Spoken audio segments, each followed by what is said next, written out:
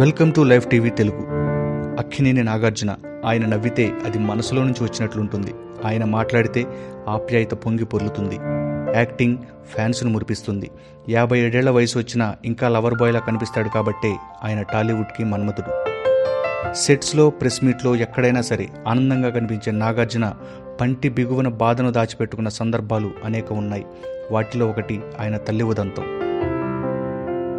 ఆమె అంటే నాగార్జునకు చాలా ప్రేమ, అభిమానం. కానీ ఆమె చనిపోవాలని ఏడుకొండలవాడిని వేడుకున్నారు నాగార్జున. ఒక కొడుకు కన్నతల్లి చనిపోవాలని కోరుకోవటం ఏంటి?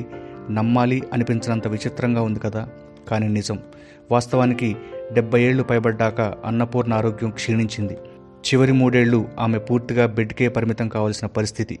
డబ్బుంది కాబట్టి ఆమెను అలా బెడ్ మీదే ఉంచి మహారాణిలా చూసుకోవడం అక్కినేని కుటుంబానికి పెద్ద కష్టమేమీ కాదు. కానీ సమస్యల్లా కంటిన్యూగా డయాలసిస్ చేస్తే గానీ నిలబడని ప్రాణం అన్నపూర్ణది. రాత్రింబవళ్ళు నిద్రలేక ఒళ్లంతా నొప్పులతో చాలా ఇబ్బంది పడేవారు. అది చూసిన నాగార్జున మనసులో ఉండేది కాదు. కానీ చేయగలిగింది ఏమీ లేదు. 2011 డిసెంబర్ 28. ఆ రోజు అన్నపూర్ణ పరిస్థితి విషమించింది. ఊపిరందక, ప్రాణం నిలవక మృత్యుతో పోరాడుతుందామె. ఆ బాధ చూడలేక తప్పనిసరి పరిస్థితుల్లో నాగార్జున ఏడుకొండలవాడికి దండం పెట్టుకున్నారు. అప్పటిదాకా రోజు తల్లిని కాపాడమని ప్రార్థనలు చేసిన ఆయన ఈసారి మాత్రం, స్వామి, నా తల్లికి మరణాన్ని ప్రసాదించి ఈ బాధ నుంచి విముక్తి కల్పించమని వేడుకున్నారు.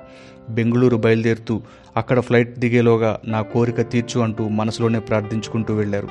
సరిగ్గా నాగార్జున బెంగళూరులో దిగారో లేదో అన్నపూర్ణ చనిపోయిందని ఫోన్ కాల్ వచ్చింది. గుండెల్లో తల్లి చనిపోయిందన్న బాధ ఉంది. కానీ ఆమెకు విముక్తి లభించిందన్న సంతృప్తితో తిరిగి హైదరాబాద్ చేరుకున్నారు నాగార్జున. ఇదంతా నాగార్జునే స్వయంగా చెప్పారు. ఆ మధ్య ఓం నమో వెంకటేశాయ సినిమా ప్రీ రిలీజ్ ఫంక్షన్లో తిరుమల శ్రీనివాసుడు తనకు మేలు చేసిన సందర్భాలు అనేకం ఉన్నాయంటూ దీన్ని ఎగ్జాంపుల్గా ప్రస్తావించారు. చెబుతూ కన్నీళ్లు పెట్టుకున్నారు.